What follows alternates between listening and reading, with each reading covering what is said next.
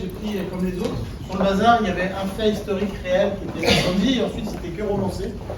Et quand j'ai commencé à me documenter sur ce projet, ce qui m'a animé tout du long, c'est une sorte de devoir de mémoire, en fait, de ne pas raconter tout, n'importe quoi, d'être assez réaliste et respectueux vis-à-vis de tous les soldats et toutes ces femmes qui avaient combattu pour sauvegarder le territoire français pendant le conflit.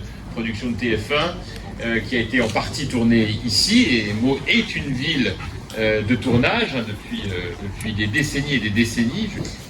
Et donc inutile de vous dire qu'en plus le fait que cela puisse valoriser le musée de la Grande Guerre est pour nous une très grande fierté. Ce musée accueille la collection privée la plus importante au monde d'objets de la Première Guerre mondiale, et cette collection, elle était celle d'un seul homme, qui est Jean-Pierre Vernet. Voilà. Donc sans Jean-Pierre, il n'y a pas de musée. Et donc inutile de vous dire que c'est certainement la personne la plus précieuse de la ville de Meaux. Voilà, donc Jean-Pierre, je vous passe tout de suite la parole. D'abord, Jean-François Copé, il n'y aurait pas de musée. Je vais être bref, ne vous inquiétez pas.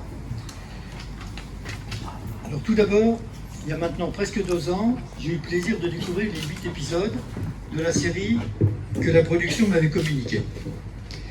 Ce mélange de romans policiers et d'espionnage, les intrigues amoureuses, ce monde de maisons closes, puis le poids de cette future grande guerre, tout cela était captivant. Un peu comme un de ces romans populaires de la Belle Époque, décliné en feuilleton dans la presse quotidienne et qui donnait en haleine les différents lecteurs. Concernant le conflit, il y avait bien quelques petites entorses à la vérité historique, mais je comprenais bien que c'était simplement pour donner de la consistance aux différentes intrigues. La série Les Combattantes était avant tout un fort et prenant divertissement.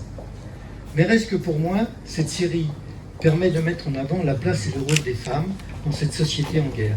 Moi, je suis ravi d'être là parce que, en fait, nous sommes de vieux complices avec Jean-François Copé, étant donné que pendant des années, j'ai officié un peu pas très loin d'ici à Disneyland Paris, et que donc j'ai appris à connaître la ville de Meaux.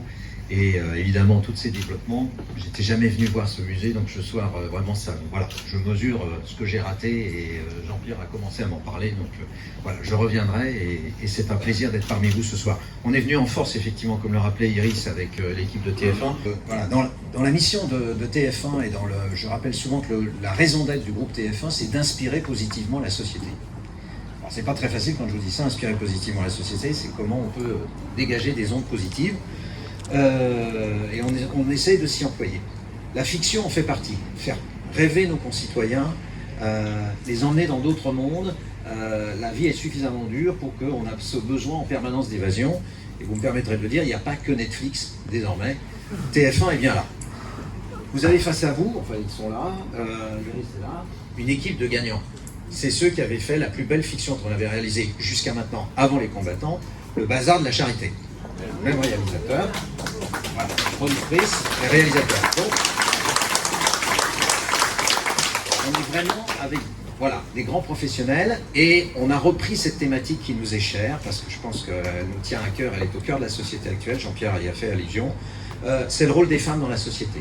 Vous l'aviez vu dans le Bazar de la Charité, c'est la même chose dans Les Combattantes, mais dans un univers évidemment qui est un peu plus sanguinolent. Moi je l'ai regardé avec mon épouse, elle trouvait qu'il y avait quand même pas mal de sang. Il y a beaucoup de choses qui se passent dans un hôpital. Enfin, c'est quand même...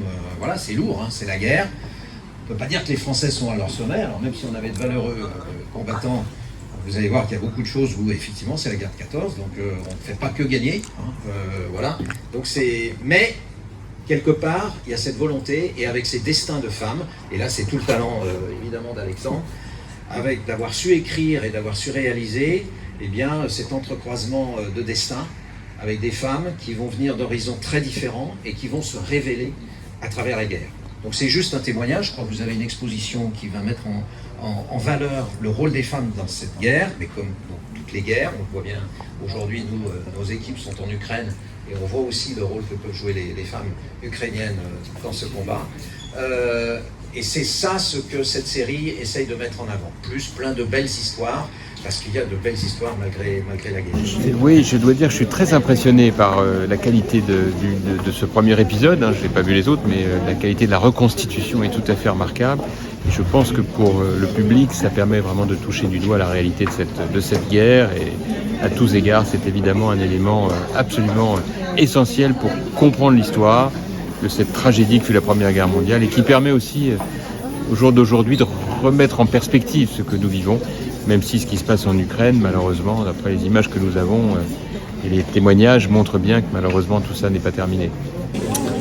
Moi j'ai trouvé le premier épisode extra, franchement, parce que dans la mise en scène bien sûr, mais aussi le réalisme des scènes, des uniformes, des situations et des décors, enfin, c'est extra bien. Et bon, en plus, moi je suis passionné d'histoire, donc particulièrement de la guerre de 14, mais franchement je trouve que c'est très réaliste et ça donne envie de voir la suite.